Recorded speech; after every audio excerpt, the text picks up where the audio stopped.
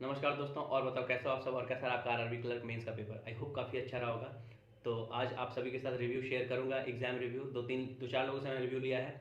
पिछले बार मैंने भी आरआरबी क्लर्क मेंस दिया था और मैंने 142 अटेम्प्ट किए थे। बहुत अच्छा अटेम्प्ट था नहीं, लेकिन फिर भी एक्यूरेसी सही थी, ठीक ठाक गया था एग्जाम।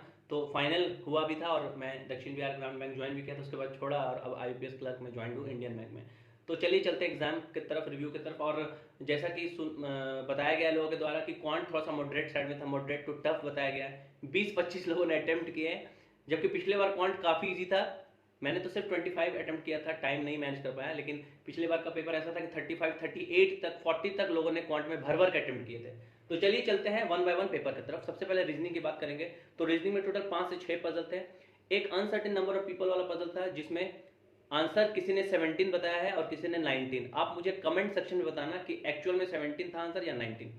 सर्कल बेस्ड पजल था। इनसाइड फेसिंग 11% थे और उससे 5 क्वेश्चन थे। डेजिग्नेशन वाला पजल था जिसमें 6% थे और 6 के साथ सिटी दिया हुआ था, अहमदाबाद मुंबई। ये 2 वेरिएबल पजल था। उसके बाद एक मंडे टू सैटरडे वाला पजल था जिसमें 6% थे और इसके साथ कलर था, यानी कि ये भी 2 वेरिएबल वाला पजल था। उसके बाद बॉक्स बेस्ड पजल था जिसमें 10% थे, उनको अरेंज करना था। ये थोड़ा ट्रिकी लगा लोगों को। इनइक्वालिटी के 3 क्वेश्चन थे, काफ़ी इजी थे। उसके बाद रैंकिंग वाला पजल था जिसमें 6 लोगों का हाइट दिया हुआ था, उसके अकॉर्डिंग उसको अरेंज करना था।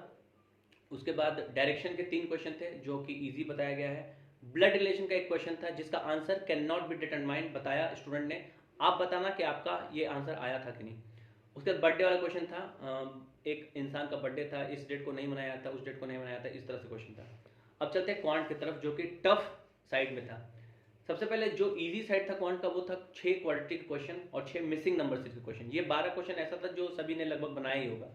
डीआई जो था वो थोड़ा लेंदी था, मॉडरेट था। केसलेट डीआई दिया हुआ था, क्या था मैं आपको बता दे रहा हूँ। 3 वेसल थे, ए बी सी। और वेसल ए में मिल्क और वाटर था, वेसल बी में मिल्क और पी1 नाम का एक सॉल्वेंट था, वेसल सी में वाटर और पी1 नाम का सॉल्वेंट था। ए में जो रेशियो था वो 7:5 था, बी में 2:1 और सी का याद नहीं था स्टूडेंट को, इसलिए बताया नहीं।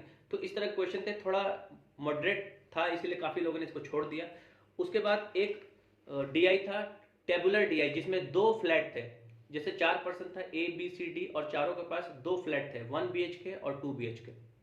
जिसमें से टोटल वैल्यू, जैसे ए के पास 1 BHK और 2 BHK का टोटल वैल्यू था Z%, बी के पास 1 BHK और 2 BHK का टोटल वैल्यू था Z प्लस 10%। यानी कि जो टोटल वैल्यू था वो परसेंटेज में दिया था विथ वेरिएबल। तो थोड़ा मॉडरेट ये भी दिख रहा है। और इसमें ऐसा था कि 1 BHK और 2 BHK का जो डिफरेंस था वो परसेंटेज में दिया होता है। जैसे कि अगर मान लीजिए ए के पास 1 BHK फ्लैट जो है वो 2 BHK से 50% ज़्यादा है, इस तरह से था।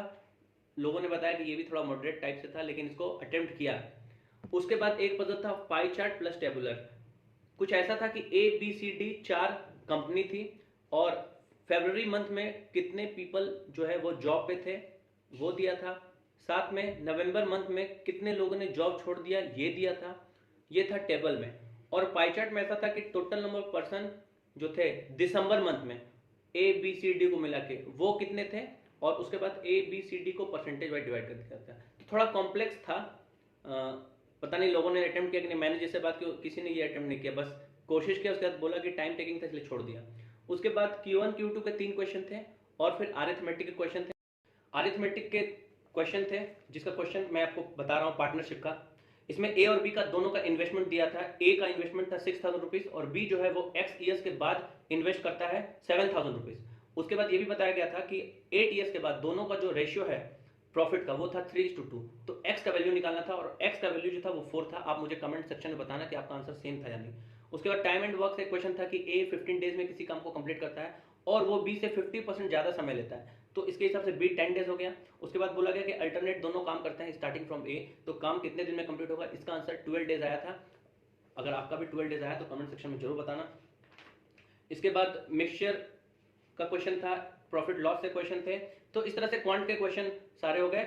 और क्वांट में लोगों के अटेम्प्ट जो थे वो कम थे काफी। किसने 20 किया, किसने 25, 22, 23, यानी कि 20 से 25 के बीच में ज्यादा लोगों ने अटेम्प्ट किया। थोड़ा टफ बोला उन्होंने। उसके बाद जीए का क्वेश्चन, पिछले बार जीए जो था वो काफी टफ था।